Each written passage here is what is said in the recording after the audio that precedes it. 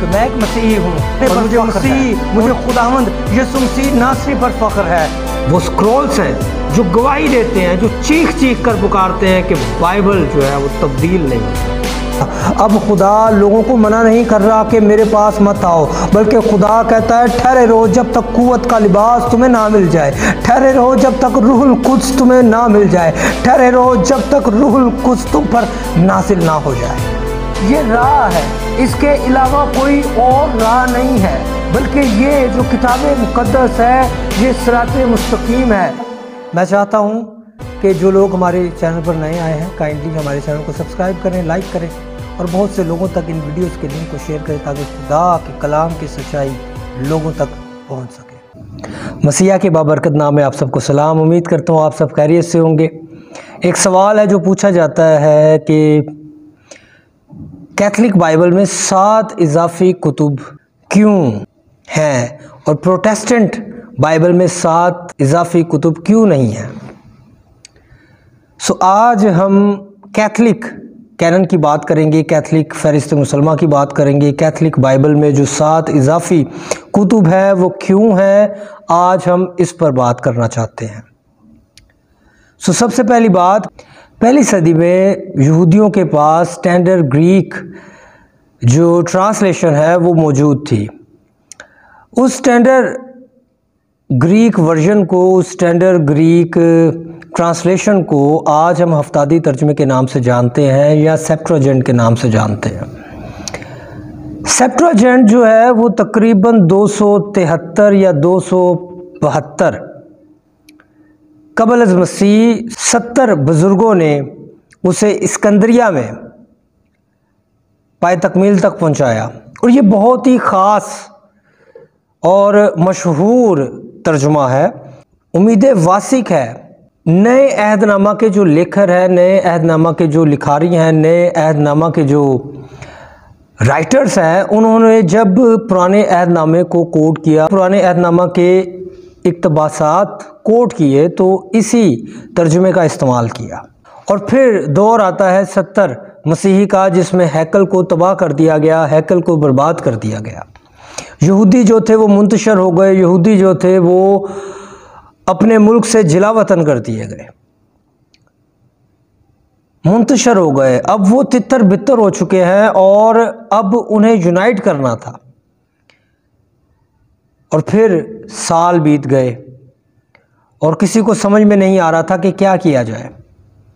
और फिर उन्हें सिर्फ एक चीज़ यूनाइट कर सकती थी और वो थी उनकी अपनी ज़ुबान, उनकी अपनी लैंग्वेज, हिब्रू लैंग्वेज, अब्रानी ज़ुबान।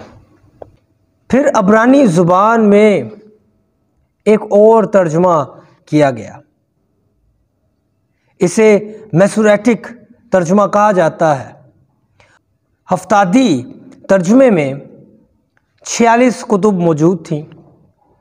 जब मैसोरेटिक तर्जुमा किया गया अब्रानी ज़ुबान में तो वो जो 46 कुतुब थी उनके अंदर 7 ऐसी किताबें पाई जाती थी जो कि वो समझते थे कि ये इल्हामी नहीं है बल्कि ये सिर्फ तारीख़ी हैं और तारीख़ी होने की वजह से वो इनका इस्तेमाल किया करते थे। तारीख़ी होने की वजह से वो इन्हें इस्तेमाल करते, समझते, पढ़ते ताकि वो बाइबल की जो दास्तां है, बाइबल की जो तारीख़ है उसे अच्छे तौर से समझ सकें। इस वजह से जब तनख़ का जो यहूदी बाइबल है, तनख़, उसका कैनन जो है उसकी फ़हरिस्त मुसलमान फाइनलाइज़ की गई, जब उसको बना लिया गया तो उसके अंदर ये 7 इजाफी कुतुब जो थी वो नहीं शामिल की गई। लेकिन जैसे कि हमने बात की कि हफ्तादी तर्जुमा जो है, जो सेप्टुअजिंट ट्रांसलेशन है वो इतनी मशहूर हो चुकी थी कि मसीह भी उसका इस्तेमाल कर रहे थे और वो इसके इतने आदी हो चुके थे कि अब ये रद्द नहीं कर सकते थे।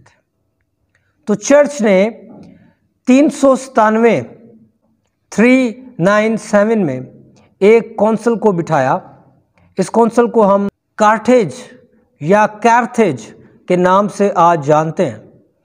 पोप ने अप्रूव किया, पोप ने अप्रूवल दे दिया कि ये जो 46 किताबें हैं, ये जो 46 बुक्स हैं सेप्टाजेंट में, हफ्तादी तर्जुमे में, इन्हें वैसे का वैसा ही पुराने अहदनामा में शामिल कर लिया जाए। और फिर 46 किताबें पुराने अहदनामे की और जो 27 किताबें हैं नए अहदनामा की, इन्हें किताब मुक़द्दस का हिस्सा बना लिया गया, कैथलिक कैनन का हिस्सा बना लिया गया। सो मेरी अपनी पर्सनल राय है कि हमें इन किताबों को पढ़ना चाहिए, हमें इन किताबों से इस्तिफ़ादा हासिल करना चाहिए। अगर हम इन्हें नहीं पढ़ते तो यकीन जानिए हम हिस्ट्री को सही तौर से नहीं समझ सकते। हमें नहीं मालूम कि बाबल में क्या हुआ, हमें नहीं मालूम कि जब ये सीरी में गए तो क्या हुआ, हमें नहीं मालूम जो मलाकी के बाद 400 साल का अरसा है उसमें क्या हुआ। वो मालूम करना है तो हमें कैथलिक कैनन का सहारा लेना पड़ेगा, मकाबीन की किताबों में जाना पड़ेगा।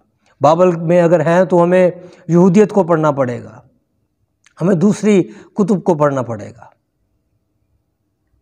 सो मेरी ये अपनी पर्सनल राय है कि आप ज़रूर इसे पढ़ें ताकि आप किताब मुक़द्दस को अच्छे तौर से समझ सकें। अगली वीडियो में हम बात करेंगे कि प्रोटेस्टेंट बाइबल में 7 इजाफी ये जो कुतुब है जो कैथलिक कैनन में लगाई गई हैं वो प्रोटेस्टेंट बाइबल में क्यों नहीं शामिल की गई।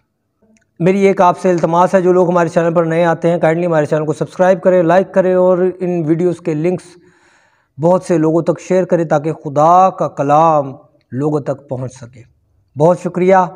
खुदावंद आप सबको बहुत ज़्यादा बरकत दे। आमीन।